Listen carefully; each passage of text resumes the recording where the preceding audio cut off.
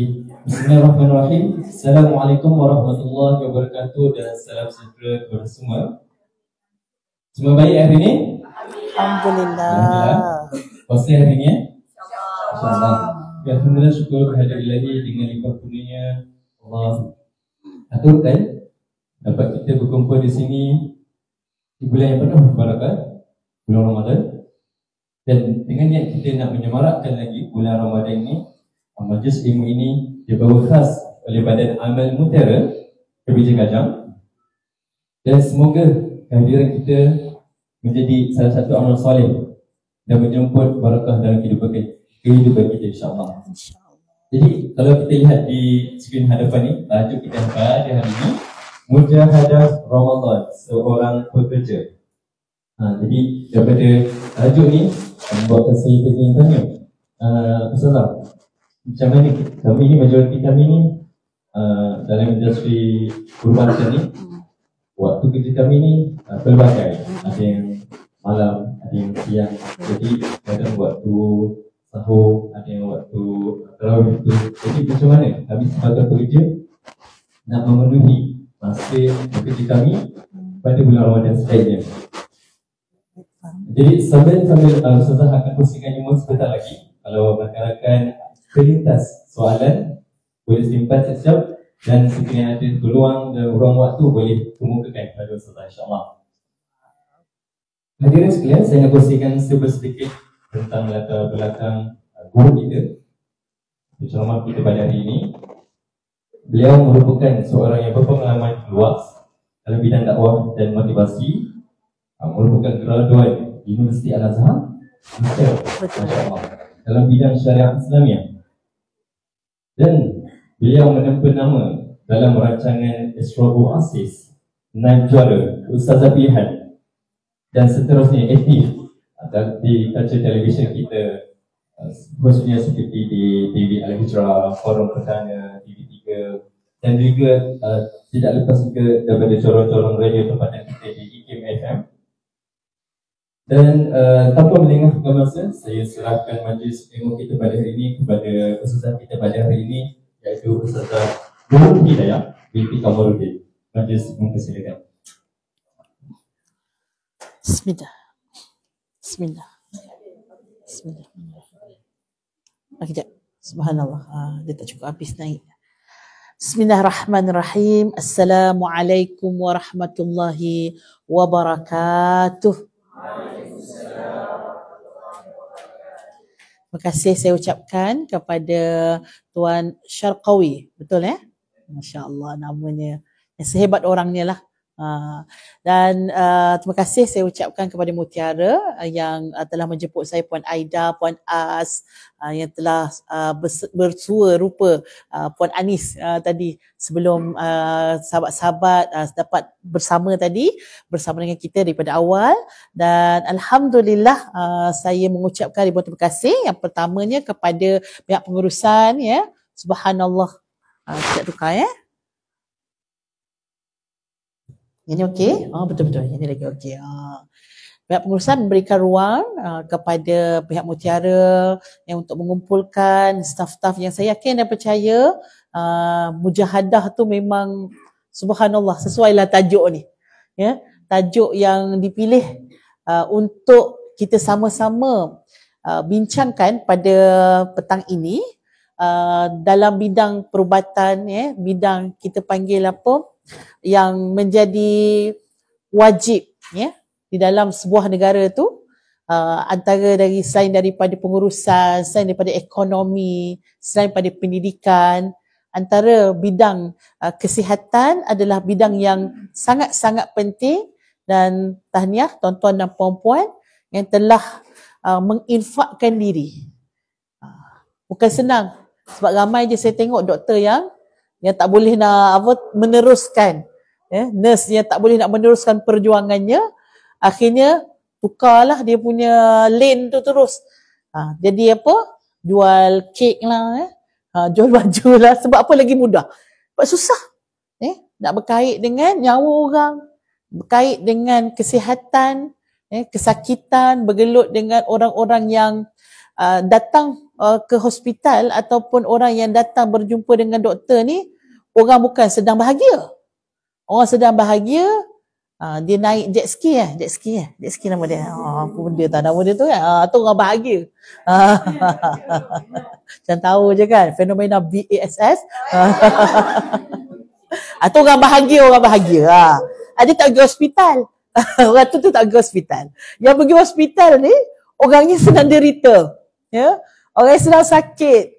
Ya, dia punya emosi dia waktu tu mungkin mudah melenting. Jadi tuan-tuan dan puan-puan menghadap orang yang mudah tersentuh, yang sensitif, yang mungkin mudah mengamuk dan sebagainya, itulah ya cabaran dalam dunia kesihatan. Kalau mengikut kepada falsafah apa? Feng Shui orang Cina kan, dia ada dia punya falsafah dia.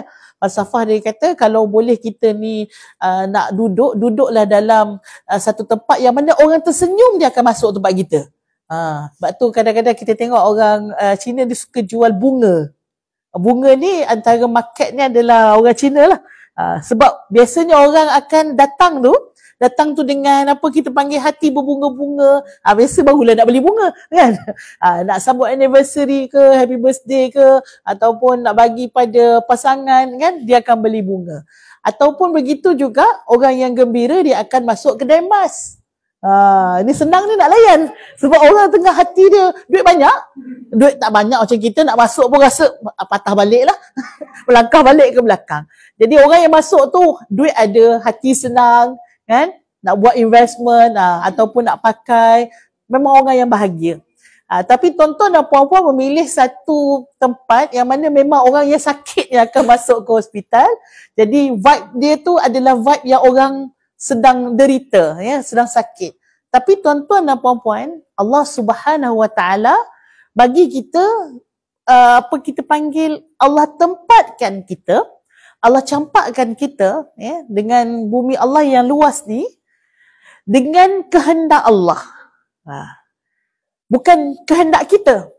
Mungkin kita mula-mula minat tapi lepas tu tengok susah tak jadi. Tapi akhirnya Allah pilih kita, Allah tempatkan kita, pastinya itu adalah tempat yang terbaik untuk kita. Tempat yang paling sesuai ya untuk kita, sama ada untuk diri kita ataupun untuk ummah, ataupun untuk orang lain, ataupun untuk agama kita. Itulah yang terbaik yang Allah berikan kepada kita. Dan bagaimana kita nak mendapat ataupun kita kata menerima takdir Allah tadi, dan kita buat juga yang terbaik, menerima dengan baik dan kita buat yang terbaik. Jadi insya-Allah ya, di hadapan saya adalah hero-hero dan hero-heroin yang tidak didendang. Ya, pernah kan naik anugerah apa dekat apa TV3? Tak pernah kan? Tapi tuan-tuan dan puan-puan lah ya, adalah hero-heronya, hero-hero negara yang terus berjuang. Dan insya-Allah kita nak cerita hari ni perjuangan kita, dan hakikatnya kalau tak Ramadan pun tuan-tuan dan puan-puan memang dah berjuang dah. Memang dah orang kita kata berlari. Antara pekerjaan yang saya rasa tak perlu exercise walking dekat apa, berjalan-jalan brisk walking dekat luar adalah nurse lah. Sebab dia berjalan kan, satu hari berapa km dia berjalan. Subhanallah, saya tengok kadang-kadang kasutnya pun memang kena pilih yang betul kan, pakaiannya pilih yang betul. Sebab apa? Sebab apa dia berjalan tu, kita boleh letak sebagai perjalanan yang antara kehidupannya duduk dengan berjalan tu, jalan lagi banyak lah daripada duduk. Subhanallah. Ala kulli hal, insya-Allah mari kita tengok bagaimana kita nak menambah nilai Ramadan kita dengan perjuangan yang memang sudah berat dah, memang yang sudah susah dah, tapi tambah lagi pula dengan kita berpuasa ya. Dan seperti mana MC kita tadi sebut, apabila orang lain mungkin malam dia boleh tarawih kan, sebab apa? Dia office hour, pukul 8 sampai pukul 5. So dia balik boleh buka puasa dengan ahli keluarga. Jangan nangis macam sedih dia kan. Hari raya hari raya pula. Hari raya tu tak payah cerita lagi lah. Kadang-kadang Ramadan pertama pun kena buka puasa tak bersama dengan family. Jadi benda ni dari sudut masa lah ya. Masa, dan pastinya orang kalau nak sakit dia bukan tunggu waktu pejabat lah boleh sakit. Dia tak kisah. Pukul 3 pagi dia nak sakit, dia akan sakit lah. So jadi kena bertugas 24 jam. Ada shift di sana. Dan saya yakin dan percaya Apabila kita boleh memahami dari sudut tugas kita sebagai pekerja, tugas kita sebagai salah satu anggota kesihatan, maka di sana itu sendiri dah mujahadah. Ya. Ditambah dengan ada yang dinamakan sebagai bulan ibadah ataupun bulan Ramadan. Ramadan Al-Karim, Ramadan yang penuh berkat. Ramadan Mubarak, Ramadan yang mulia, Ramadan yang penuh berkat. Ataupun Syahrul Azim, digelarkan Nabi SAW bulan ini dengan bulan azim, iaitu bulan yang agung. Ya, bulan yang hebat. Bulan yang luar biasa. Maka di sana saya yakin dan pasti hati-hati kita pun kalau boleh nak macam orang lain. Waktu orang tarawih kita pun nak juga pergi ke masjid. Waktu orang sahur dekat rumah, nak menyediakan sahur kat rumah, kita pun teringin. Tapi ada kekangan, kadang-kadang terpaksa bertugas sebagai petugas dalam waktu-waktu yang tertentu yang mana mungkin tak sama dengan jadual seperti mana Muslim yang lain. Jadi yang pertama, kita faham dahulu tugas kita adalah sesuatu yang dituntut oleh Allah Subhanahu Wa Taala untuk kita lakukan, iaitu sebagai seorang pekerja. Allah Subhanahu Wa Taala berfirman, wa qul i'malu fasayarallahu 'amalakum wa rasuluhu wal mu'minun. Dan Allah Subhanahu Wa Taala bagi tahu kepada kita, maka bekerjalah. I'malu. Ada sebahagian daripada tempat kerja ibu-ibu diangkat ayat ini dijadikan moto. Bukan moto yang ni, moto yang tu kita naik. Maksudnya diangkatlah, ditulis. Ditulis supaya kita tahu yang kita ni pergi masuk kerja punch card, yang balik kerja punch out semua ni, ini adalah perintah Allah. Kita disuruh untuk bekerja. I'malu, bekerjalah kalian. Kerana apa? Allah Subhanahu Wa Taala akan melihat apa yang kita lakukan. Allah utuskan manusia. Manusia pertama, Nabi Adam, di atas muka bumi ini bukan saja-saja, betul tak? Kalau saja-saja, tak payahlah Nabi Adam tu disuruh ataupun diperintahkan, diwujudkan sebab akhirnya turun ke muka bumi. Jadi kita semua duk relax saja, tak payah buat apa-apa. Kita pun tak lahir lah kalau Nabi Adam tak turun ke muka bumi. Maksudnya tujuan yang Allah nak bagi ada namanya manusia di atas muka bumi ini, dan sebelum daripada itu sudah dihuni muka bumi ini dengan malaikat, yang mana malaikat ni kerjanya adalah ibadah. Malaikat dia buat apa? Ketaatan. Nahnu nusabbihu bihamdika wa nuqaddisu lak. Malaikat kerja dia tasbih kepada Allah. Malaikat kerjanya memuji Allah. Malaikat kerjanya taat kepada perintah Allah. Kami dah ada dah kata malaikat. Kenapa kau nak jadikan, wahai Allah, satu makhluk yang lain, yang mana makhluk lain masa tu tak ada lagi manusia. Sedangkan nanti mereka ni kalau ada, mereka tu jadi orang yang selalu melakukan kerosakan dalam muka bumi Allah. Yufsiduna fil ard. Apa maksud kerosakan di muka bumi Allah? Bukan sekadar buang sampah je. Selalu kita terbayang buang sampah, potong pokok, ini kerosakan. Kerosakan, sahabat-sahabat, tuan-tuan dan puan-puan, dalam Quran, bila nampak perkataan kerosakan, iaitu melakukan dosa. Siapa-siapa yang melakukan dosa, apa sahaja maksiat, apa sahaja pelanggaran kepada syariat, dia sedang merosakkan muka bumi ni. Sebab dia yang akan panggil. Azab itu akan datang. Memanggil bala itu akan datang. Sebabnya apa? Sebabnya dosa-dosa yang kita lakukan. Maka bukan kerana Allah itu zalim bagi misalnya kata virus, ataupun Allah hantar taufan, Allah hantar kebakaran, apa sahaja musibah, bukan sebab Allah zalim, tapi kamu yang memanggil, yang mengundang bala itu datang dengan dosa-dosa yang kamu lakukan. Yufsiduna fil ard. Dan mereka juga manusia ni, wahai Allah, kenapa kau nak jadikan mereka, nanti diorang ni kerjanya gaduh je. Tak habis-habis. Berperang tak habis-habis. Berbunuh tak habis-habis. Betul tak? Betul kan? Nak apa orang kata baru nak tenang sikit, perang balik. Tak pernahnya nak berdamai. Walaupun namanya gencatan senjata.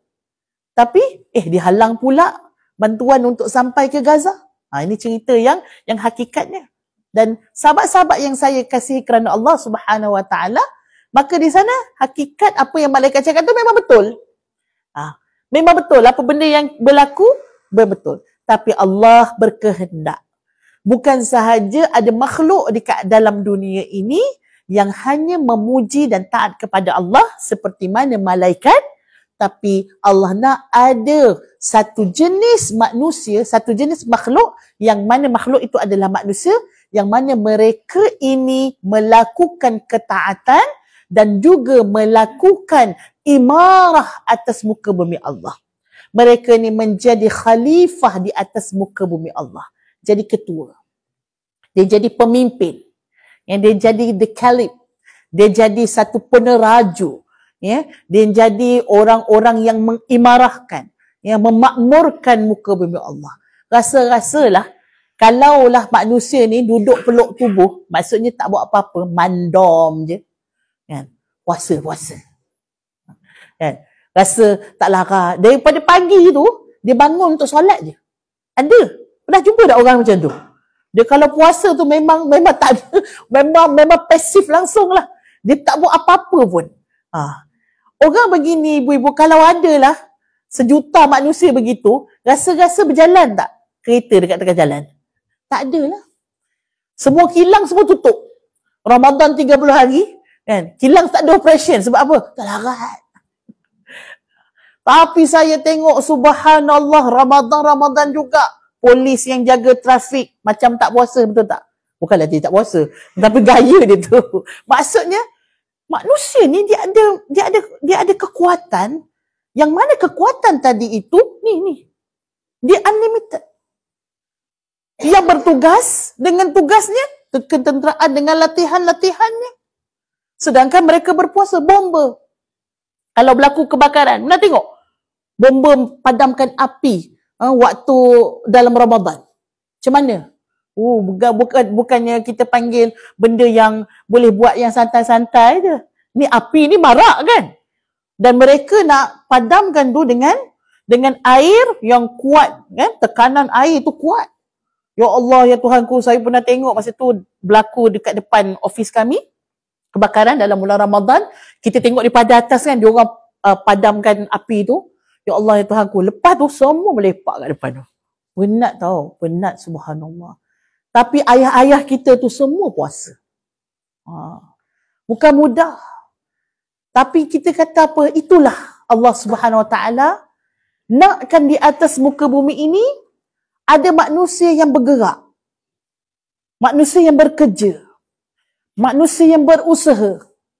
Dan dengan usaha tersebut, dengan kerja yang tuan-tuan buat, memilih ubat, memilih apa sahaja kelengkapan untuk diberikan kepada pesakit, apa sahaja keperluan yang nak diberikan kepada doktor.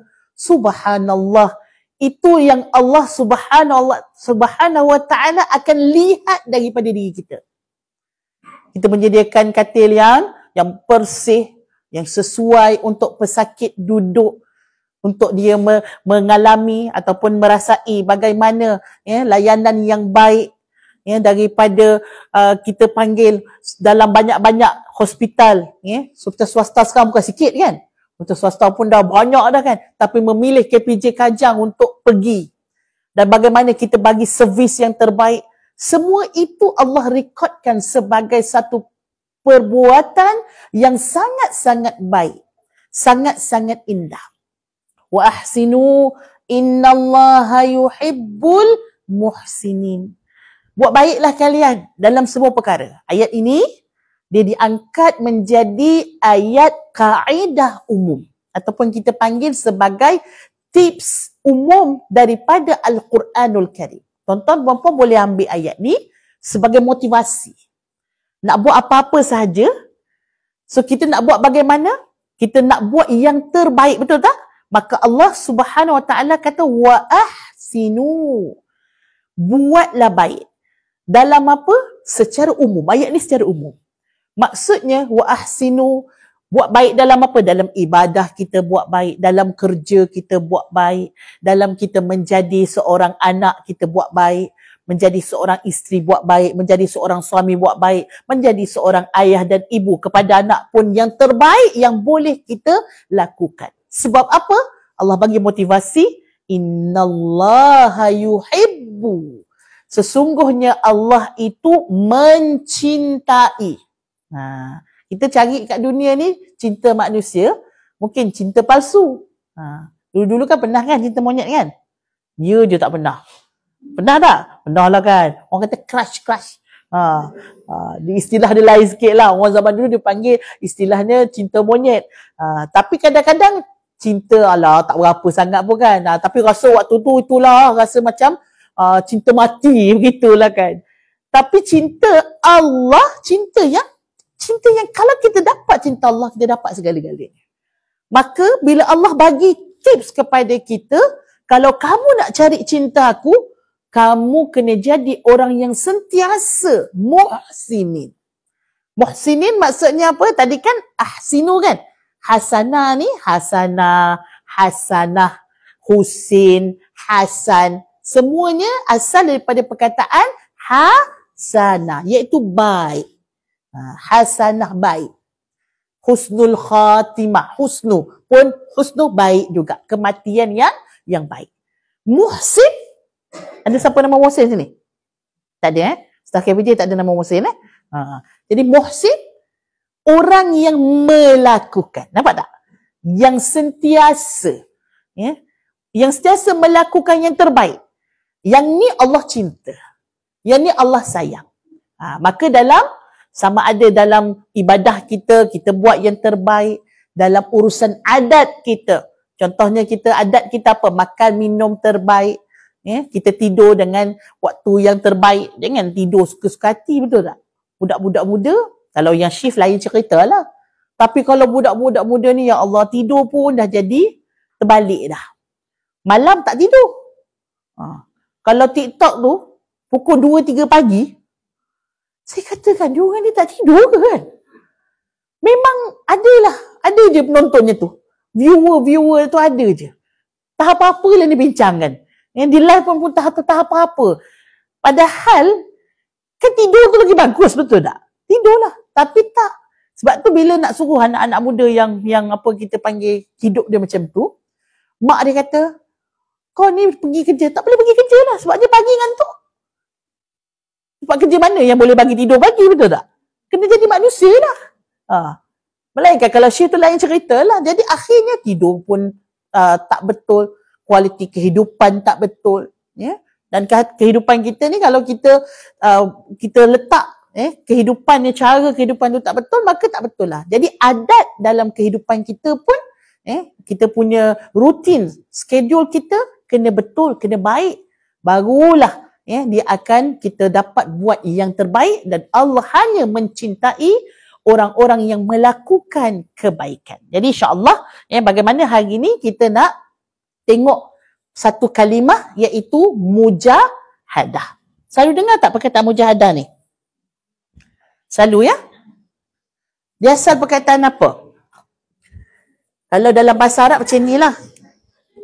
Jahat ya? Jihad lah. Jihad tu ada lebih kurang.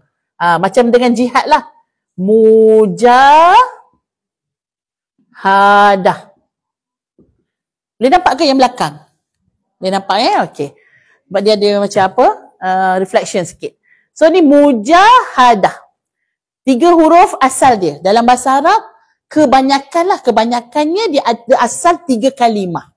Jadi kat sini jim, dal. Jahada. Jihad sama dengan jihad. So tajuk kita hari ni bila kita bagi nama mujahadah, iaitu kita berjihad. Jahadah asalnya adalah sungguh-sungguh lah. Kita buat sesuatu tu bukan kerja je, tapi buat kerja dengan sungguh-sungguh. Manjadda wajada. Siapa yang sungguh-sungguh, dia akan jumpa dia punya hasil dia. Tapi siapa yang buat kerja macam melepaskan batuk di tangga, Yang tu tak siap, ini tak siap. Lepas tu dia kata, oh tak best lah majikan ni. Tukarlah, pergi kerja lain. Majikan yang salah kan? Dia betul. Tapi bila dia pergi tempat kerja lain, dia je tak betul kan? Tak boleh lah, dia kata. Resign. Tukar pula kerja lain. Dia tak betul siapa? Dia lah tak betul. Sebab apa kita boleh nampak sebagai HR ataupun sebagai CEO, bila tuan akan interview, kita tengok dekat dia punya CV dia tu, kejap tukar kan. Ni dah orang kata red flag lah. Red flag dah ni kan. Kenapa tukar-tukar? Apa ni? Ni tak bagus. Ni tak bagus. Oh, semua tak bagus. You je bagus. So jadi di sana bukan sahaja wakuli amalu, bukan sahaja kamu Allah suruh bekerja, tapi Allah suruh bekerja dengan sungguh-sungguh. Jadi macam mana jihad yang kita faham? Kalau jihad macam ni lah, jim ha alif dal, jihad.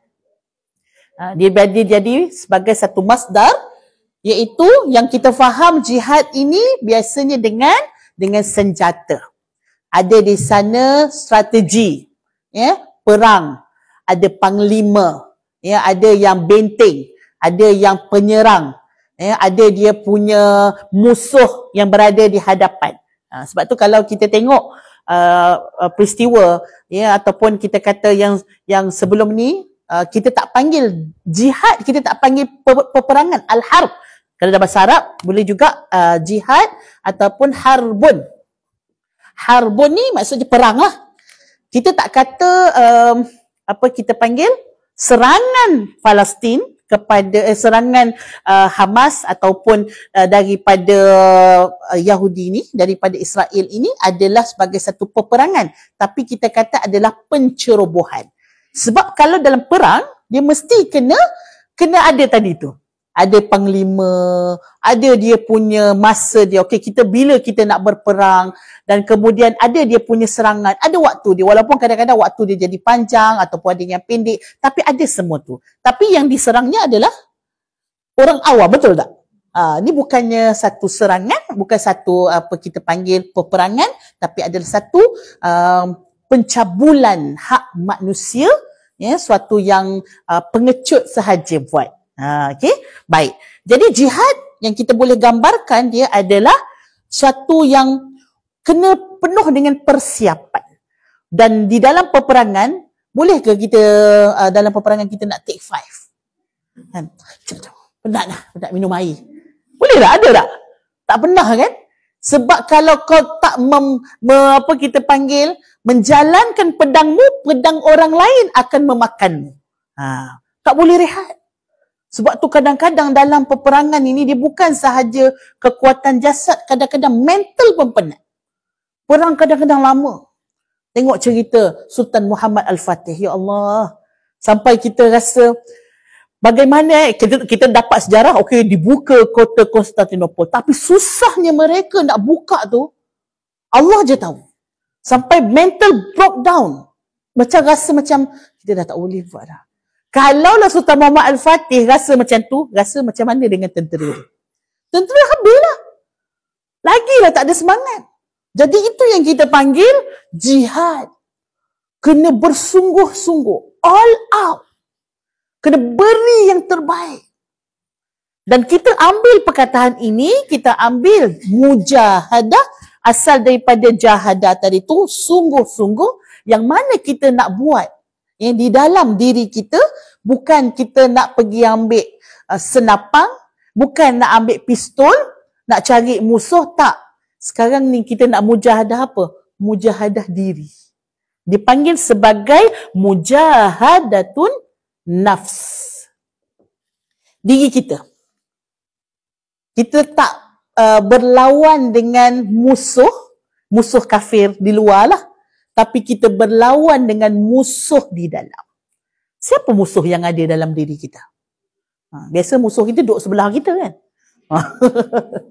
Kawan kita kan? Jiran kita. Tu memang musuh aku tu, musuh ketat. Biasa duduk luar. Nampak orangnya tu, ni musuh aku kan.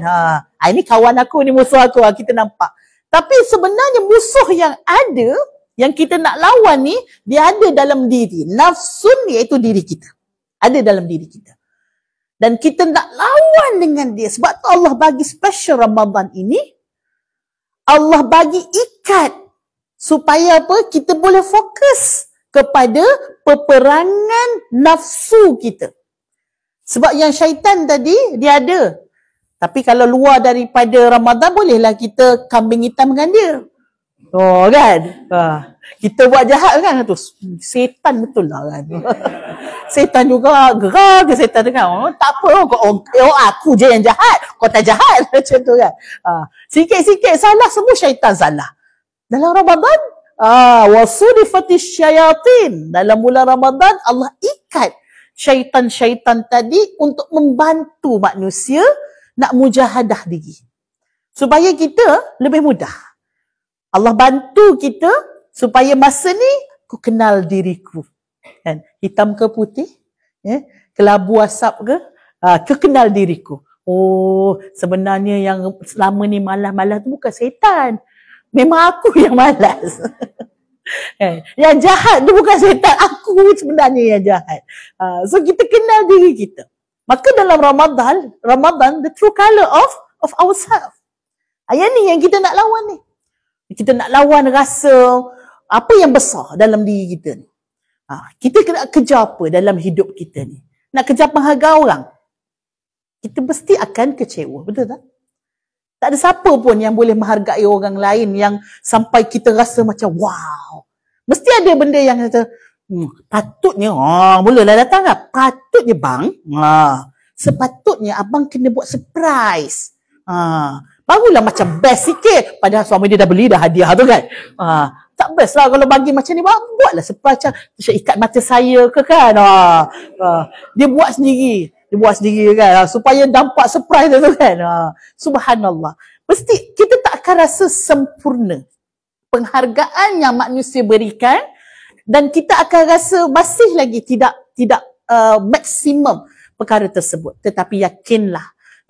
Apabila Allah Subhanahu wa ta'ala memberikan ganjaran kepada kita, Allah bagi maksimum dan kadang-kadang tidak ada number pun di sana yang sesuai untuk diberikan number. Contohnya kalau kita tengok yang di dalam ibadah solat, ada di sana dia punya nombor-nombor dia, solat berjamaah. Salatul jamaah khairum minan salatul fadhi bi-27 darajah. Solat berjamaah itu yang lebih baik daripada solat berseorangan, menyamai ataupun lebih berganda 27 kali ganda. Adalah dia punya number dia tu 27. Orang yang bersedekah, mathalul ladzina yunfiquna amwalahum fi sabilillah kamathali habbatin ambatat sab'a sanabila fi kulli sumbulatin mi'atu habbah.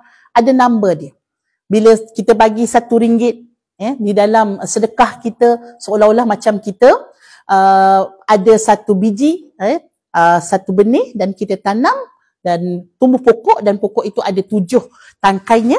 Pada setiap tangkainya tu ada 10 buah, dan kalau di total maksudnya RM1 kita bersedekah, ganjarannya adalah sehingga 700 kali ganda. Ada number. Dalam sedekah pun ada number.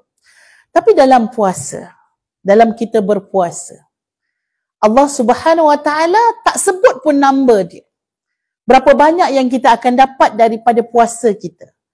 Tapi di sisi Allah Subhanahu wa ta'ala, Allah boleh bagi penghargaan ke atas setiap susahnya kita dalam kita berpuasa, letihnya kita dalam kita berpuasa. Allah boleh bagi banyak dan sehingga semaksimum mungkin Allah boleh bagi kepada setiap hamba-Nya. Yang dituntut kepada kita adalah untuk kita bermujahadah. Dituntut untuk kita sabar. Apa ada isi dalam mujahadah? Dalam mujahadah di sana ada isinya sabar. Sabara. Sabar di dalam kesusahan kita berpuasa. Dan dalam masa yang sama, kita nak menjalankan tugas kita tadi. Ya? Sebab kita ada gaji, betul tak? Ke ataupun orang KBJ semua hikmat ikhlas. Oh, seronok tuan CEO kata, alhamdulillah dapat apa ceramah ni kan. Lepas ni tak payah bayar gaji bos. Kami semua ikhlas. Dia itu lagi susah sebenarnya. Bila kita ada gaji, yang itu kita memikirkan setiap scene yang kita dapat tu, adakah kita boleh perform ke ataupun tidak. Sebab kalau dikira gaji kita tu dengan yalah waktu kita bekerja, darat pula dengan tempoh kita dah bekerja. Contohlah kita dah bekerja 10 tahun. Katalah kalau sebulan gaji tu, ambil lah senang cerita 2,000 kan. 2,000 setahun, 24,000, betul tak? 24,000. Kalau ambil 10 tahun, 240, betul tak? 240,000 tau. Majikan dah bayar kat kita. Maksudnya kita nak kata apa itu, tapi ini gaji orang luar lah, gaji KPJ 20,000. Amin. Ni yang luar 2,000. Itu pun dah banyak dah. Kadang-kadang yang kita boleh tengok, kita rasa macam setimpal dah yang aku dah bagi kepada majikan, kepada servis yang saya sudah diamanahkan untuk bekerja padanya. Jadi di sana walaupun Ramadan adalah sedikit mungkin kekurangan yang mana diberikan kelonggaran sikit lah. Contoh balik awal.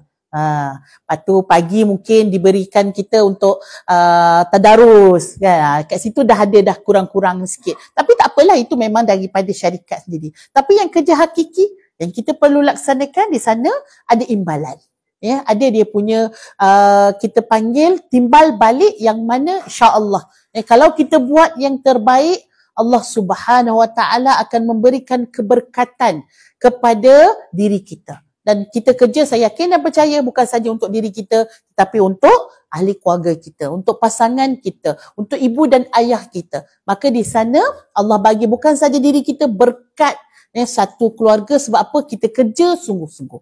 Kalau orang tak kerja sungguh-sungguh ni, minta maaf nak kata, memang maksudnya dia puasa, dia tak faham erti puasa. Puasa ajar kita apa? Satu, sabar lagi. Puasa ni dia ajar kita untuk satu rasa. Contohlah ya. Contoh perempuan mungkin katalah ambil balik rumah, perempuan balik shift petang lah. Katalah macam sekarang ni dah boleh balik. Ataupun awal lagi pada tu. Anak semua tak balik lagi. Anak-anak semua masih dekat sekolah. Suami pun tak balik lagi. Pukul 4 petang. 4 petang tu kalau ikut dah haus lah. Ya? Macam sekarang ya. Haus dah lah. Kita sorang-sorang je kat rumah. Tak ada siapa pun yang ada kat rumah kita. CCTV pun tak ada. Tapi kalau buka peta ais tu ada yang sejuk. Dia punya sejuk dia tu, luar dia sampai keluar-keluar. Dia punya kondensasi berlaku. Masya Allah. Warnanya merah, tuan-tuan perempuan. Dah siap buat dah. Bukan baru dah bancuh, siap buat dah. Tinggal buka peta ais, ambil dan tegur. Ada tak siapa berani buat? Kita takkan buat, betul tak? Bodoh lah kalau kita buat kan. Waktu anak-anak yelah, waktu kecil-kecil almaklum lah, air dekat dalam bilik air tu pun sedapnya. Sambil kumur tu kan, dapat telan sekali sedapnya. Itu budak kecil. Orang kata dia tak faham lagi erti diawasi oleh Allah. Allah sentiasa memerhati kita tu tak ada. Tapi bila kita dah dewasa, kita dah faham, aku nak tipu siapa? Betul tak? Kalau kita tak puasa, kita mencabuli hak puasa tu, kita makan sikit-sikit kot boleh kot nak. Minum sikit boleh kot nak. Kita nak tipu siapa sebenarnya? Melainkan yang kita tipu adalah diri kita sendiri. Kita pun tidak akan tenang dengan apa yang kita lakukan. Baiklah aku, tak apa je lah, sabar je lah, betul tak? Sampailah maghrib nanti, dah dapat kurma, minum air 1 cawan, duduk dah termenung tengok makanan tu kan. Kenyang, betul tak? Kenyang dah. Jadi kalau kita tak sabar tadi pukul 4, rugilah. Sebab tak ada apa pun. Puasa tak ada apa pun. Apa yang ada? Yang ada hanyalah pahala. Badan kita makin sakit ke makin sihat puasa? Makin sihat. Doktor kata, ni dah ramai doktor dalam ni lagi tahu lah kan. Doktor kata, waktu puasa, waktu tu lah lemak-lemak Yang duduk dekat selit-selit kat perut tu. Terselit dekat punggung tu, dekat kaki tu. Waktu tu. Sebab bila kita lapar, waktu kita tak lapar, kita kan tak boleh lapar. Luar Ramadan kan. Lapar sikit je kan. Mula dah. Kita makan apa petang ni? Ada je dia punya idea dia kan. Rasa lapar dia mula cari kan. Kau tak ada ke kepek-kepek kan? Kita nak mengunyel je. Jadi tak sempat nak guna lemak tu. Jadi doktor kata Ramadan, bila badan kita lapar, kita tak makan, maka digunakan lemak-lemak yang ada. Kan nampak susuk semua? Kan? Baru apa Ramadan? Subhanallah. Sumu tasihhu. Puasalah kalian. Kalian akan sihat dengan puasa. Orang bukan Islam pun IF, betul tak? Kita tak bulan Ramadan pun kita buat IF. Sebab apa? Sebab sihat. Puasa memang sihat. Orang bukan Islam pun puasa. Ular pun puasa kah? Ular. Ular puasa. Masa dia nak salin kulit tu. Masa salin kulit tu dia tak makan, dia tak minum. Dia puasa. Jadi kalau kita tak puasa, dia teruklah pada ular. Ular pun puasa. Kan? Nak kata Allahu Akbar. Sebab dia bagus. Dia bagus untuk jasad kita. Kalau kita faham maksud Allah Subhanahu Wa Taala, dia nak bagi tahu kepada kita bahawa dalam ibadah puasa dia bukan sahaja ibadah fiqh. Maksudnya puasa ni tak makan, tak minum, tak memasukkan sesuatu dalam rongga terbuka. Bukan sekadar itu. Sebenarnya puasa adalah latihan tauhid. Tauhid. Dan kalau ada anak-anak yang sedang puasa, ada ke? Anak-anak yang sedang berlatih kan? Masa tu boleh selit. Kita dengan anak-anak yang baru puasa, kita kena yataghafal. Dia istilah dia apa? Ghaflah tak baik, tapi yataghafal baik. Ghaflah ni maksudnya kita apa orang kata? Ghaflah ni kita buat tak tahu, bukan buat tak tahu apa istilahnya. Ghaflah ni maksudnya macam kita tak ambil tahu istilahnya. Tidak mengambil tahu ni tak bagus. Anak-anak kita, kalau kita tak ambil tahu langsung, maksudnya tidak pedulikan apa jadi pada anak kita, ini perkara yang mazmumah, perkara yang tak baik. Tapi kalau kita nataghafal ni maksudnya macam buat tak tahu. Contohnya bila anak kita melakukan kesalahan, kita tidak maksudnya fokus kepada kesalahan dia. Abang buat apa ni? Abang buat begini. Dah cakap, fokuskan pada kesalahan dia. Yataghafal di dalam keadaan ini maksudnya kita seolah-olah macam kita tak tahu. Tapi kita bagi nasihat tu, sebenarnya kesalahan tu kita tahu dia buat. Nampak tak? Dalam parenting ni sangat bagus. Dalam parenting, yataghafal sangat bagus. Contohlah kan, anak kita baru macam apa nampak dia macam nak berjinak-jinak, isap vape ataupun merokok. Jadi kita ni, yelah mak ayah tak boleh tipu kan? Kita mesti tahu. Tapi kita bagi nasihat seolah-olah macam kita tak tahu. Dan dia lebih bagus. Kenapa? Anak kita akan rasa ayah aku ni trust aku. Padahal sebenarnya kita tahu dia buat.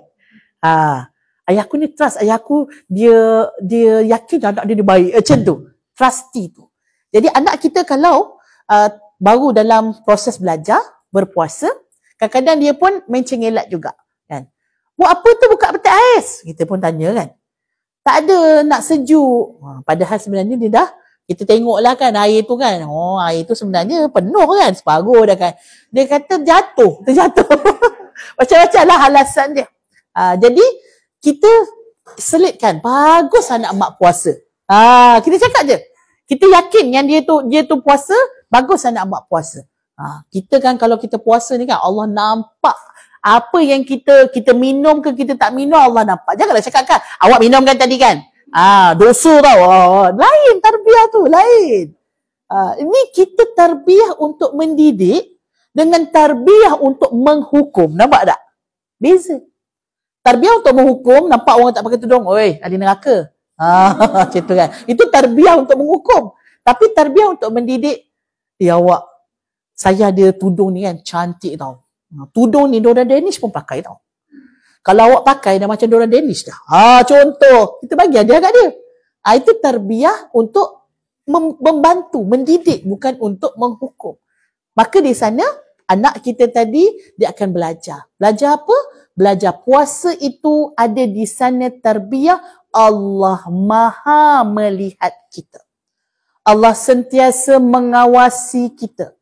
Tanpa ada sedetik pun yang Allah tak tahu apa yang kita lakukan, dan kita tidak akan melakukan perkara-perkara yang tidak senonoh untuk merosakkan puasa kita. Dan itulah hakikatnya. Kalau yang makan tu 13 jam, 14 jam ni tak boleh. Dia haram untuk kita panggil temporary. Makan ni bukannya haram selamanya. Makan ni benda yang kita boleh buat, tapi kita tak boleh nak buat dalam tempoh kita berpuasa. Dan how about benda yang haram secara total? Boleh faham?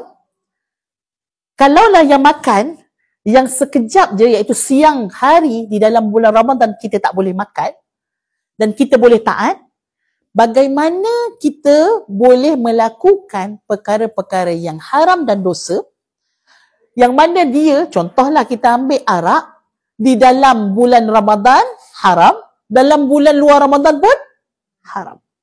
Mengumpat, kalau arak tadi macam, aku tak terlibat dalam dosa ni. Tapi bab mengumpat, alamak. Sebab dosa lisan ni sangat bahaya, sangat banyak. Kita mungkin akan terbuat. Tak jadi penggosip, tukang dengar gosip. Tak dengar gosip, tolong baca gosip. Ada je kita punya keterkaitan dia dengan dosa mengumpat. Jadi dosa mengumpat luar Ramadan haram, dalam Ramadan pun haram. Tapi ada juga yang nakal-nakal, dia kata macam ni. Kejap. Kau nak cerita pasal apa? Kalau kau nak cerita, aku tak nak dengar. Tapi nanti buka puasa boleh. Saya kata, ni saya tak tahu dah letak dia kategori mana ni kan. Tak bagus kan. Tapi bagus dia tanpa ilmu lah kan. Dengan kejahilan. Maksudnya nak kata, apa-apa yang kita lakukan ni kita kena tahu. Apa dia punya impak daripada apa yang kita lakukan. Benda baik kalau kita buat, sebenarnya kita sedang melakukan kebaikan, menabur bakti pada diri kita sendiri. Dan kalau kita sedang melakukan dosa, hakikatnya kita sedang merosakkan diri kita sendiri. Tuan-tuan dan puan-puan yang saya hormati kerana Allah Subhanahu Wa Taala, kita pergi kepada jenis ibadah di dalam bulan Ramadan. Tuan-tuan dan puan-puan, saya tengok ada yang tulis ataupun ada yang boleh catat dekat dalam telefon. Paling kurang 5 ibadah besar dalam bulan Ramadan yang tuan-tuan dengan kita boleh bermujahadah di dalamnya. Allah tak bagi satu ibadah saja, tapi Allah bagi aneka ibadah paling kurang.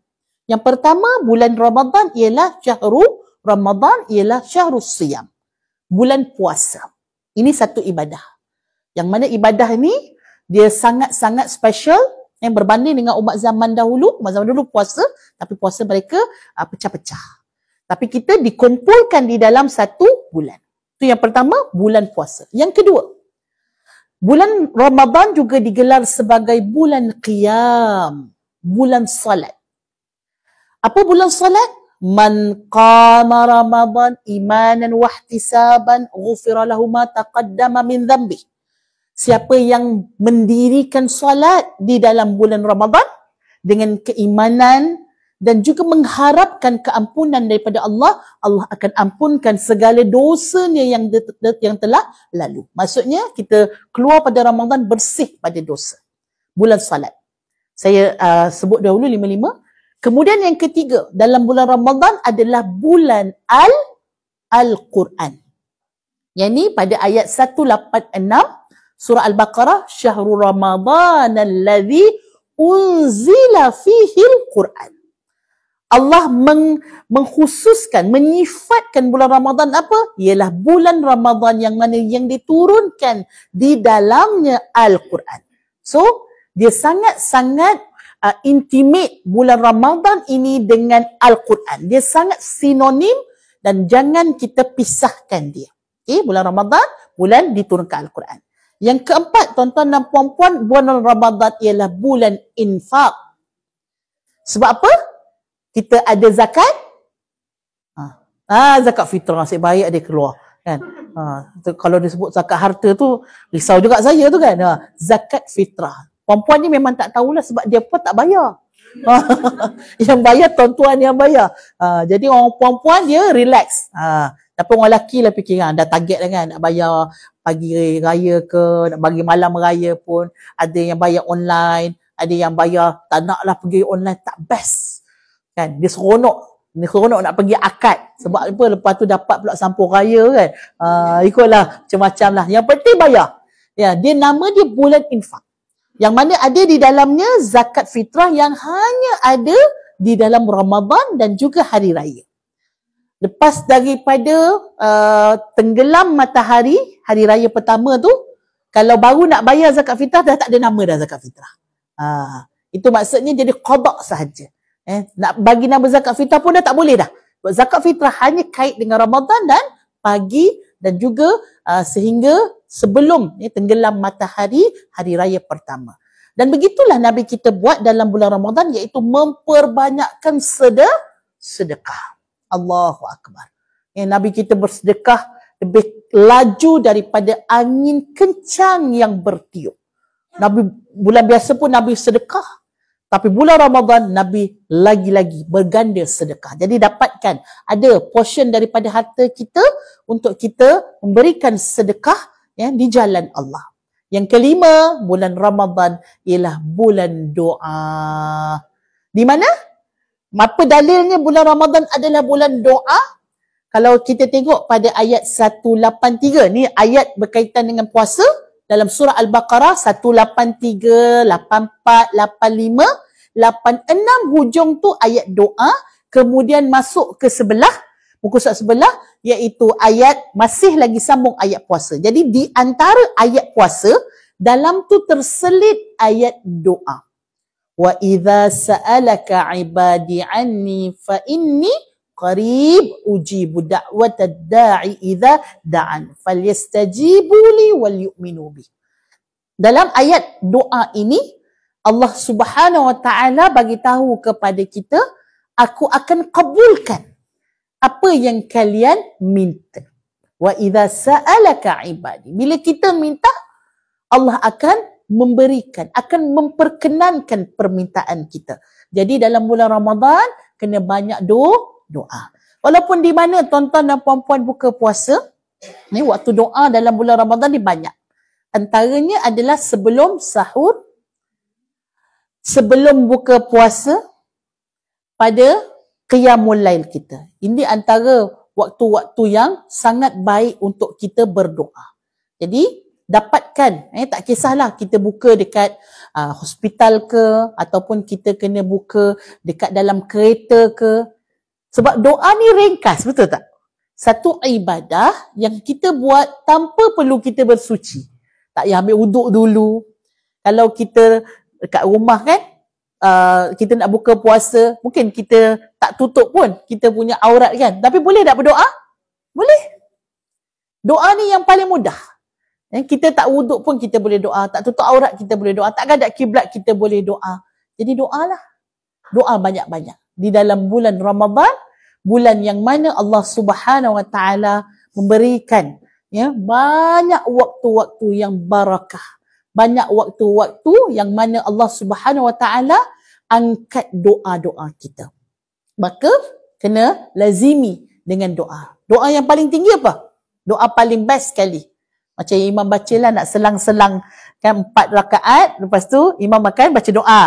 Betul tak? Sembahyang tarawih kan? Lepas tu imam makan sembahyang lagi 4 rakaat, lepas tu imam baca doa. Apa doanya?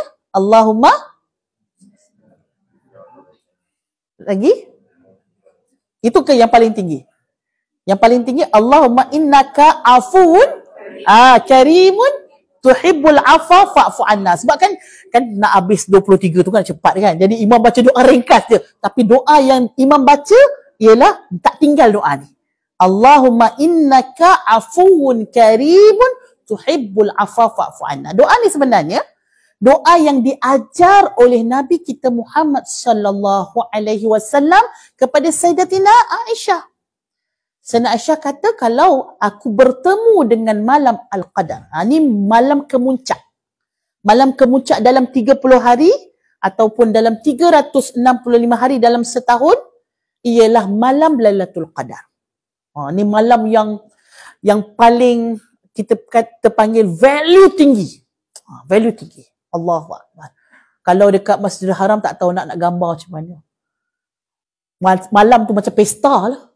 Malam 27, orang sebab dalam pandangan antara pandangan yang paling apa kita panggil, orang kata menghampiri ketepatannya adalah malam Lailatul Qadar itu akan turun pada malam 27. Orang Jawa dia panggil apa? Malam 7 lekor. Dia pasang apa? Lampu pelita. Dia kata nanti malaikat tak nampak. Padahal malaikat tu bercahaya. Malaikat tu bercahaya.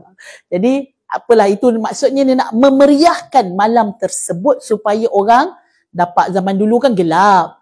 Nak pergi ke masjid tu kena bawa apa? Obor nama dia. Obor tu. Jadi kalau malam tu terang, jadi orang nak pergi ke masjid pun orang seronok, orang tak takut kan? Baik. Kalau di tempat-tempat lain, di negara Arab, kalau 27 tu, ya Allah. Kalau asar tu, kalian solat, Puan Anis dah pergi Mesir kan? Ada masjid-masjid yang mana diimami oleh qari-qari yang memang sedap, antaranya Syekh Jibril kan. Dibaca, ibu-ibu memang orang kata orang tak faham pun boleh menangis. Jadi masjid-masjid ni, masjid Muaz bin Jabal, ini semua masjid ni, kalau sembahyang asar, lepas tu pergi keluar, memang jawabnya tak dapat sembahyang dalam masjid. Kalau nak sembahyang dalam masjid, kena datang Zuhur. Boleh bayangkan tak? Itu sebab orang bila pergi Malaysia, orang yang dah duduk suasana, orang menyambut Ramadan di luar, dia kata Malaysia ni macam tak ada Ramadan je. Malaysia tampak macam tak ada Ramadan. Malaysia nak tunggu Ramadan kat mana? Bazar Ramadan. Baru nampak dia punya Ramadan dia. Nampak tak tu? Hai Allah, betul orang Malaysia ni kan? Sabar je lah. Kalau di negara Arab, ya Allah. Mereka ni, kalau masjid tu, nak kata kalau malam 27 ataupun 10 malam yang terakhir lah, memang kena datang awal. Masjidil Haram tak payah cerita lah. Masjidil Haram lagi. Daripada subuh, lepas subuh jangan keluar lah. Kalau keluar, dia pergi buang kecil apa semua, minta maaf lah. Kalau memang tak boleh nak masuk lah. Kadang-kadang orang jaga ke tempat kita pun, kita tak boleh nak masuk dah. Sebab apa? Memang orang ramai, sangat ramai. Subhanallah. Semua orang nak mengejar yang pahala berganda. Subhanallah, tuan-tuan dan puan-puan, mereka memang sangat-sangat seronok menyambut iaitu dengan ibadah. Dan kalau kita tengok mereka nak berbuka puasa kan, dia bukannya kena beli, tapi dia buka puasa percuma. Sekarang ni pun Alhamdulillah masjid-masjid kita pun banyak dah buat kan. Maksudnya orang tu kalau miskin, dia tak ada duit, so Ramadan memang jimat lah. Tapi sebenarnya bukan dia bagi pada orang miskin je, orang kaya pun boleh, tak ada masalah lah. Maksudnya ada seorang sahabat saya tu, masa tu dia ada masalah ekonomi lah, keluarga dia, anak ramai dan anak semua tengah besar-besar tau. Jadi tahun tu suami dia declare dengan ahli keluarga semua, tahun ni kita akan sepanjang 30 hari akan buka kat masjid. Ya Allah, jimat tuan-tuan. Anak besar-besar, laki-laki semua kan makan, yelah paling kurang memang orang kata 100 lah untuk sekali belanja tu. Jadi diorang masa tu ada masalah kewangan dan diorang makan, diorang bawa kurma je. Bawa kurma je pergi masjid, yang lain semua sahur pun kat masjid, buka puasa pun kat masjid. Boleh? Nak try? Kalau kita rasa tak jimat, boleh. Sebabnya okey je. Sebabnya benda tu pun memang benda yang bagus. Kalau di negara Arab, ibu-ibu, orang kata dalam Ramadan ni kalau tak ada, kita tak beli apa-apa pun, insya-Allah kenyang lah. Kenyang. Dia letak meja sepanjang jalan. Tepi-tepi jalan je letak, bukan dalam masjid. Tepi-tepi jalan, siapa nak buka, ada makanan tau. Dengan ayam, dengan nasi, dengan roti, dengan jubenah, dengan buahnya. Allahu Akbar. Mewah. Sebab apa? Orang nak sedekah. Itu yang disebut bulan infak. Jadi, apa yang saya sebut tadi, nak cerita pasal Ramadan tadi tu, 5 ini adalah aneka ibadah. Tuan-tuan dan puan-puan, apabila kita ada kerja, ada shift, misalnya kata kena shift malam ataupun kena shift sahur dan sebagainya, ibadah ini ada pelbagai. So katalah kalau kita tak boleh nak buat berjemaah tarawih, kita boleh buat seorang. Betul tak? Kalau kita penat, kita tak boleh nak buat 23, nak baca pun tak reti, nak baca apa 23 selang-selang tu kan. Tak payah baca pun tak apa, itu tak apalah dalam masjid kan. Semayang je 2 rakaat macam biasa. Macam mana kita semayang sunat qabliyah 2 rakaat. Macam mana semayang duha. Beza tang apa? Niat saja.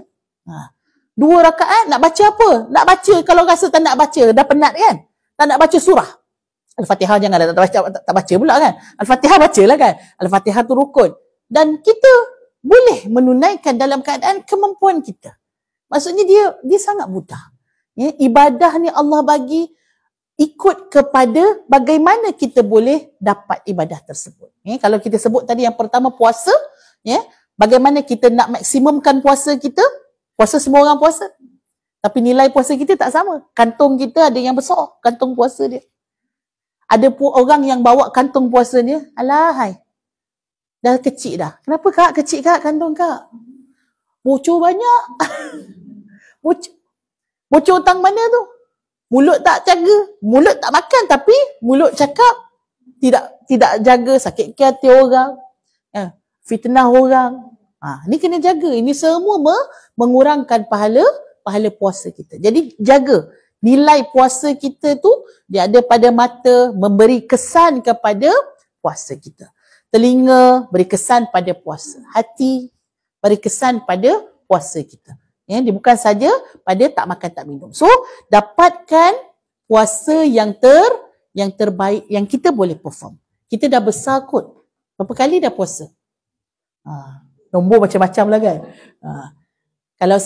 Kalau kita ambil dari 15 tahun tu lah. 15 tahun tu umur balik, akil balik. 15 tahun ni saya masuk 40. Tapi belum birthday lagi lah. So boleh ready hadiah. Saya bulan 6. Senang pula tu nak ingat 6 hari bulan 6. 6 bulan 6. Kalau dulu ibu-ibu 6 bulan 6 ni agung.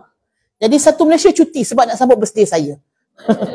Jadi setiap kali adik-beradik kata kan, Mama ni kalau adik-beradik yang lain tak buat parti pun, tapi kalau Kak Yang dia buat parti. Yalah, sebab Kak Yang tu satu Malaysia cuti, mesti buat macam-macam lah kan. Buat kek lah, masak-masak. Sebab senang dah panggil. Kan? Jiran-jiran apa semua. Sebab apa? Sebab cuti sekolah.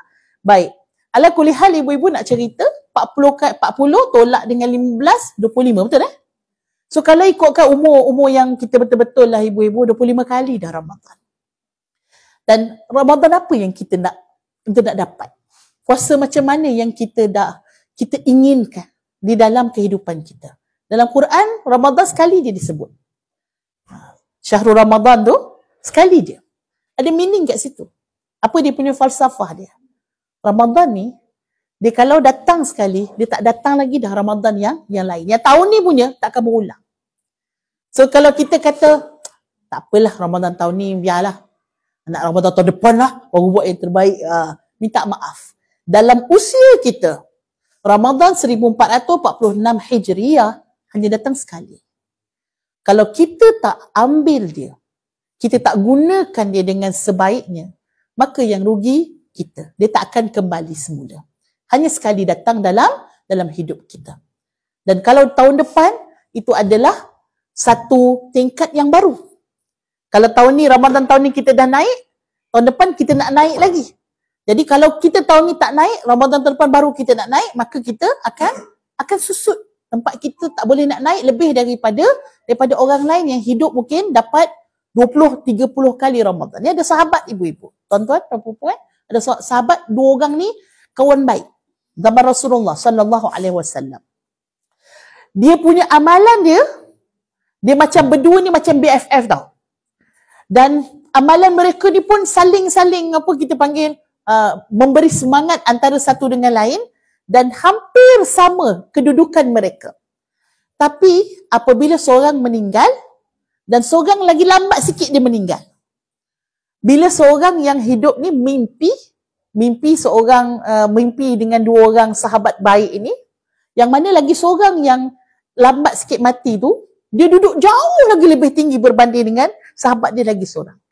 Maka ditanya, kenapa mereka ni kan kalau yang dia solat dekat masjid ini, ni pun solat masjid yang sama. Ini sedekah, ni pun sedekah yang sama. Ini berjihad, ini pun berjihad yang sama. Kenapa nampak macam terlalu berbeza sangat? Rupanya, yang seorang tadi tu dapat lebih 1 Ramadan. Dapat lebih 1 Ramadan. Dan dalam Ramadan, tuan-tuan dan puan-puan, Allah punya gandaan pahala terhadap amalan yang kita lakukan memang satu yang sangat-sangat luar jangkaan. Yang kita nampak depan ni puasa 30 hari kan. Tapi kita punya pahala macam mana? Kita punya pahala puasa 30 hari ni menyamai sedikit sahaja lagi kalau kita tambah dengan 6 puasa Syawal, 6 hari sunat puasa Syawal, kita akan seolah-olah berpuasa satu tahun. Maksudnya 30 hari ni didarab dengan 10. Dia punya gandaan je. Seolah-olah 30 hari, satu hari itu 10 gandaan daripada kebaikan yang kita lakukan, seolah-olah 300 tahun dah kita berpuasa. Jadi 6 hari baki tadi, yang 6 hari Syawal, so 6 darab dengan 10 jadi 60. 360 hari bersamaan dengan hari-hari dalam setahun. Banyak Allah bagi. Subhanallah. Maka kita dapatkan puasa yang terbaik. Nombor 2, iaitu solat kita. Dia bukan kita fokus sahaja kepada solat tarawih. Memang solat tarawih itu adalah solat yang special ada di dalam Ramadan. Tapi tuan-tuan dan puan-puan, kita ada di dalam Ramadan ini solat wajib. Sewaktu kita sebelum Ramadan, kita masuk bulan Syakban, sebelum tu kita bulan Rejab, kita sambut Isra' Mi'raj. Ingat lagi tak? Asal-asal ibadah solat kita, Nabi naik dapat berapa banyak solat yang asal ni kita sepatutnya perlu solat? 500 ke 50? 500 banyak sangat tu. 50.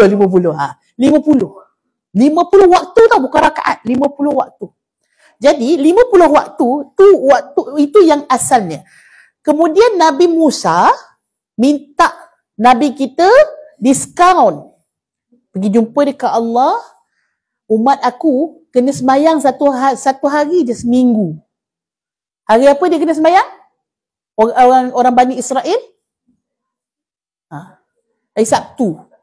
Yang hari Ahad, Nasrani. Yahudi hari Sabtu dan Nasrani hari Ahad. Umat aku kena semayang seminggu sekali je. Itu pun macam-macam perangai. Orang kata jangan pergi tangkap ikan hari Sabtu sebab hari Sabtu tu hari ibadah. Jadi hari Sabtu kena pergi semayang. Tak, dia letak siap-siap dah pancing tu pada hari Jumaat. Ada je dia punya akal dia. Orang kata tak boleh. Lepas tu terus Allah bagi cash dia punya hukuman. Siapa yang memancing ataupun menangkap ikan pada hari Sabtu itu, mereka terus jadi kera. Jadi kera. Jadi monyet. Terus jadi monyet. Dan dia jadi monyet dan kemudian dia akan malulah kan.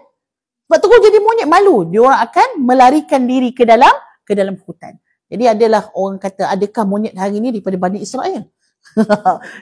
Sebab dia punya ciri-ciri dengan manusia tu lebih kurang kan. Kan monyet kan antara yang paling dekat kan dengan manusia.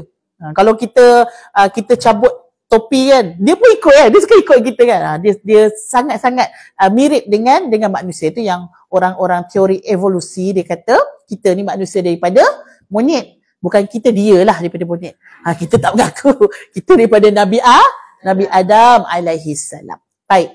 So dia jadi monyet dan dikatakan sama adakah mereka hidup ataupun mereka sebenarnya dengan malunya mereka tu dah larikan diri ke hutan dan akhirnya mereka matilah. Sebab apa? Sebab bila Allah bagi azab tu antara bentuk azab kepada Bani Israel. Untung tahu kita. Kita ni umat Nabi, ya Allah. Kalau buat dosa pun Allah bagi istighfar. Mereka buat dosa terus jadi kera tau. Kalau kita lah ramai banyak kera dalam hutan. Bisa banyak sangat kera tahun ni orang baik buat dosa. Yang tak solat terus jadi kera. Allah bagi, ya Allah, rahmatnya kepada umat Nabi. Buat dosa istighfar. Bani Israel, tuan-tuan puan-puan, kalau mereka ni nak bertaubat, apa yang mereka kena buat? Pergi dapur ambil pisau, rodok perut sendiri. Macam tu tau. Geri kan? Tapi kalau dia tak buat macam tu, maksudnya dia tak taubat. Macam pelik kan? Memang dia punya syariat kepada umat Nabi sebelum-sebelum ini dan terutamanya Bani Israel sangat berat. Sebab apa? Mereka punya PL. Mereka punya karenah itu dan akhirnya mereka memberatkan diri mereka sendiri. Perangai mereka. Tapi umat Nabi ni, ya Allah, senangnya. Dah buat dosa, Allah tutup pula tu. Orang tak tahu dosa kita buat kan? Menyesallah dalam hati. Tinggal nak buat apa? Menyesal, berazam, ya Allah aku tak nak buat lagi, ya Allah. Jangan kata tak nak buat. Kalau boleh tak nak rasa lazat pun, dosa yang kita buat. Kalau boleh tak nak fikir pun, ya Allah. Pagi tadi ada ni doa dekat dalam ni. Doa dalam buku Bekal Akhirat ni. Pagi tadi kami solat solat tasbih. Dia punya doa dia, Allah sedapnya. Dekat dalam ni dia kumpulkan macam-macam lah doa-doa yang daripada ulama-ulama besar kan. Dia punya ayat dia macam ni. Wahmilna ala najati minha wa minat tafakkuri fi tariqiha wamhu fi qulubina halawatan majtanaina minha wastabdilha bil karahati laha watma'i lima huwa bididdiha. Dia kita minta dalam doa ni kan, ya Allah, ya Tuhan kami, kau jauhkanlah daripada hati kami ni fikir jalan nak buat dosa. Kadang-kadang kita kan fikir macam mana nak buat dosa. Macam mana nak buat dosa? Dosa tak buat lagi, tapi fikir jalan nak buat dosa. Allahu Akbar. Jadi kita minta pada Allah, ya Allah, aku bukan tak nak buat dosa je, tapi jalan nak buat dosa pun aku nak minta jauh supaya tak terlintas pada pemikiran kita untuk melakukan dosa. Dan ya Allah, bersihkanlah daripada hati kami kelazatan melakukan dosa dan menjauhi dosa tersebut. Dan ujungnya, akhirnya, jauhlah. Maksudnya, dia begini. Sebelum orang tu buat dosa, dia mesti ada jalan nak buat dosa. Orang nak buat baik pun macam tu juga. Dia mesti datang sebelum orang buat baik, dia niat nak buat baik, betul tak? Bila dia nak buat baik, dia dah fikir nak buat baik, baru dia akan datang jalannya. Lepas tu baru sampai kepada kebaikan tadi. Nak buat dosa pun macam tu. Natijahnya buat dosa kat sini. Tapi jalannya, sebelum tu dah pernah terfikir dah pasal buat dosa. Lepas dia fikir, dia rasa seronok. Rasa best dosa tu. Contohlah orang yang kalau hari tu tak mengumpat, dah biasa mengumpat, apa benda hari ni macam ada benda tak kena lah. Kau tengok aku okey tak? Cari apa benda lah. Ya Allah. Belum bergosip lagi hari ni. Bila tak mengumpat tu rasa macam tak lengkap pula. Sebab apa? Dah rasa halawah. Halawah biasa orang bagi nama pada manisan. Manisan bahasa Arab kan tengah viral kan, kunafa, coklat Dubai. Tak payah cari kat kedai saya. Kedai saya tak ada. Saya tak jual apa-apa benda-benda yang mudaratkan kesihatan. Saya jual benda-benda yang baik untuk kesihatan ibu-ibu. Kunafa saya tak jual. Yang benda-benda yang kalau ada pun coklat-coklat tu, biasanya orang Arab ni dia suka tahalli selepas makan. Lepas makan, mereka akan minum syai kan, minum teh. Ataupun kalau tak minum teh ke, dia akan minum manisan. Tapi dia minum bukan macam orang Malaysia makan dessert. Kita satu pinggan. Yang dia punya halawah-halawah tu, dia orang makan sikit je ibu-ibu. Dia makan sikit je. Dia bukan beli sampai kita beli satu talam. Sebab sedap sangat kan. Tak, dia orang ambil sikit-sikit je. So halawah-halawah untuk tu. Baik, ala kulli hal ibu-ibu, halawatul dhunub. Yang dirasai adalah iaitu kemanisan dosa. Akhirnya membawa dia kepada dosa tadi, itu natijahnya. Sebab dia ada depan-depan ni, akhirnya menyampaikan dia kepada dosa. Jadi apa yang kita minta dalam doa kita, ya Allah Tuhanku, minta tak nak fikir pun pasal dosa. Kalau terlintas, otak kita kan otak kuning dipanggil ni. Otak kuning ibu kadang-kadang fikir benda ngarut tu kan. Bila terlintas saja, kita istighfar, astaghfirullahalazim. Potong. Kalau kita rasa sama-sama kita dah duduk satu office kan. Handsome lah. Siapa nama kawan kita tu kan. Lepas tu suami aku tak handsome macam tu. Dah lah handsome, baik pula tu kan. Lembut je. Nampak tak? Kita mula rasa macam seolah-olah macam benda yang betul lah, memang dia baik pun. Tapi kita sebagai wanita, kita sebagai seorang isteri, tak boleh terlintas pun dalam kepala kita kebaikan lelaki lain. Dia kena ada dalam diri kita tu yang paling cantik, paling handsome, paling cantik taklah, paling handsome, paling baik suami kita je lah. Walaupun perut dia boroi. Walaupun dia tak romantis pun, tak apalah.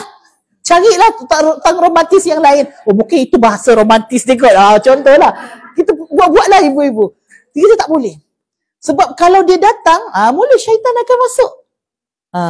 Syaitan akan masuk, jarum dia, akhirnya kita pun tertipu dengan diri kita sendiri. Jadi, insya-Allah saya yakin dan percaya kita semua bermujahadah. So kita mujahadah dalam kita punya puasa kita, solat kita. Cuba juga selain daripada kita dapatkan, kita dapat buat penuh 30 hari tarawih, kita cuba dapatkan solat wajib kita untuk kita tunaikan pada waktunya. Solat wajib kita dapat kita tunaikan dengan rukunnya yang baik, dengan menjaga sunat ab'ad, jaga sunnah hai'ah, jauhi perkara-perkara makruh dalam solat kita. Itu yang ibadah kita dalam bulan Ramadan ni. Dia bukan kira bulan Ramadan ni tarawih, kalau tak tarawih tak dapat semua, tak. Dia banyak ibadah yang mana pada ibadah asas. Kalaulah qiyamul lail itu yang biasanya kita tak buat, ada di dalam Ramadan. Yang solat fardu ni dia ada di dalam luar Ramadan dan ada di dalam Ramadan. Kalau kita buat, ya Allah SWT akan gandakan solat kita tadi. Saya ulang balik tadi, kan asalnya perintah solat ni 50 waktu. Dah bagi diskaun dapat 5 waktu. Tapi pahala kita dapat ialah sama 50 waktu. Maksudnya kita sembahyang asar kejap lagi. Sembahyang asar seolah-olah kita 10 kali sembahyang asar. Dalam kita punya ni. Jadi orang yang kalau tak sembahyang tu rugilah sebenarnya. Sebab dia buat sekali je solat asar 4 rakaat, tapi dia dapat pahala 10 kali. Ni hari biasa ya. Ni cerita hari biasa. Dalam Ramadan dah dia buat 10 tadi seolah-olah 10 kali sembahyang asar dia buat. Allah gandakan salat wajib ataupun ibadah wajib menjadi 70 kali ganda. Kita main matematik sikit petang ni. So tadi dia 5 kan? Asal markah dia 50. So solat asar kita bukan 1 markah, tapi kita dapat 10 kali asar. Baik, 10 darab dengan gandaan buat dalam bulan Ramadan 70. Berapa jawapannya? 700 kali ganda. Tuan-tuan dan puan-puan, kalau buat berjamaah, ada surau ke kat sini? Ada surau. Lepas tu biasanya sembahyang seorang ke sembahyang jamaah? Kalau lelaki jamaah. Perempuan pun boleh kalau nak jamaah 2 orang. Katalah sembahyang dekat kita punya tingkat mungkin kan. Jom kita sembahyang jamaah 2 orang. Boleh. Dapat pahala sama 27 kali ganda. Tapi memang lain lah kalau kita sembahyang dekat masjid kan. Lepas tu imamnya lagi ramai. Ini lagi besar pahala dia. Tapi kalau tak, nak dapat 27 je. 700 darab dengan 27. Tolong kira siapa ada kalkulator? 700 darab dengan 27. Ataupun memang kepala dia adalah kalkulator. 18,900. Siapa tak nak? Sekali sembahyang asar, 18,900. Kalaulah tuan-tuan tak boleh bayangkan pahala tu macam mana 18,900, senang cerita RM1 dengan RM18,000. Kan? Kau nampak macam wow. Kan wow terus kan? Dia dekat akhirat ni pakai ringgit juga. Cuma ringgitnya adalah pahala. Yang kita sedang kumpul ni sebenarnya ringgit, duit. Tapi duit itu adalah dalam mata wang akhirat.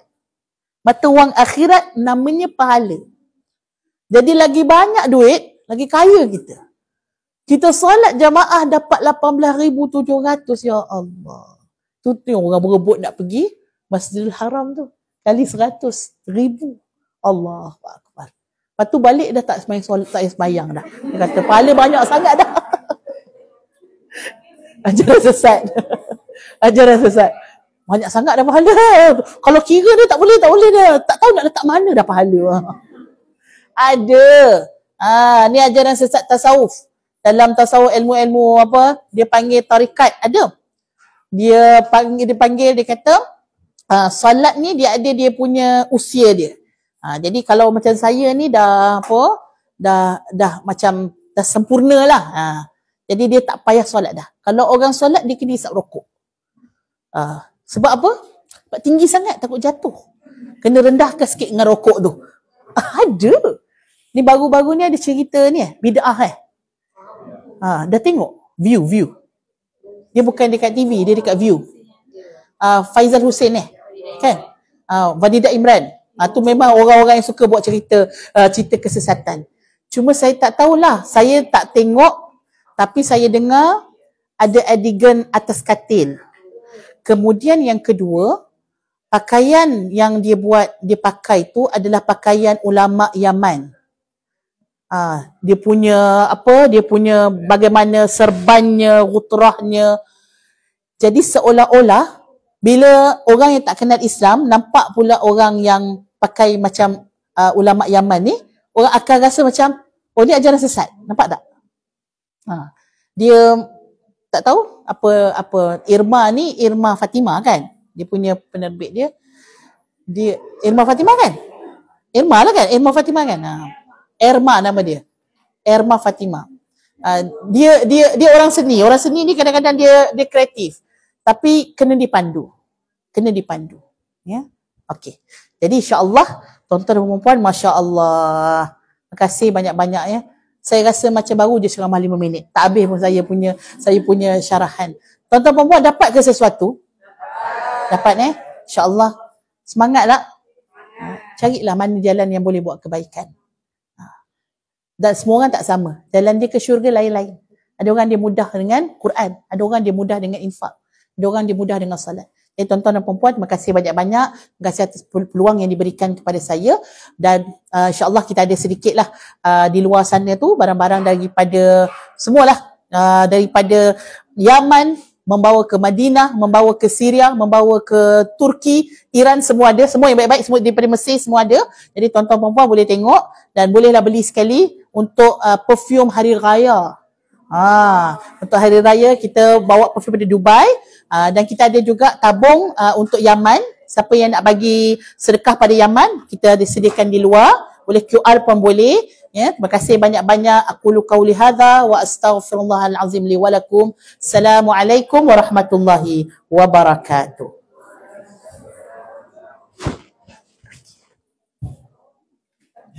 InsyaAllah terima kasih kepada Ustazah atas perkongsian ilmu. Banyak yang ilmu yang kita dapat hari ini, termasuk diri saya sendiri. Apa yang boleh saya rumuskan perkongsian pada hari ini, Ustazah kata kita sebagai petugas perlu memahami tugas kita yang apa yang kita dah ada hari ini. Itu adalah yang Allah tuntut untuk kita buat yang paling terbaik, bersungguh-sungguh dalam melakukan kerja yang Allah telah berikan. Dan seterusnya saya menjemput Tuan CEO kita, Encik Faizuddin Yusof, Masya Allah, untuk Badan Amal Mutiara KPJ Kajang untuk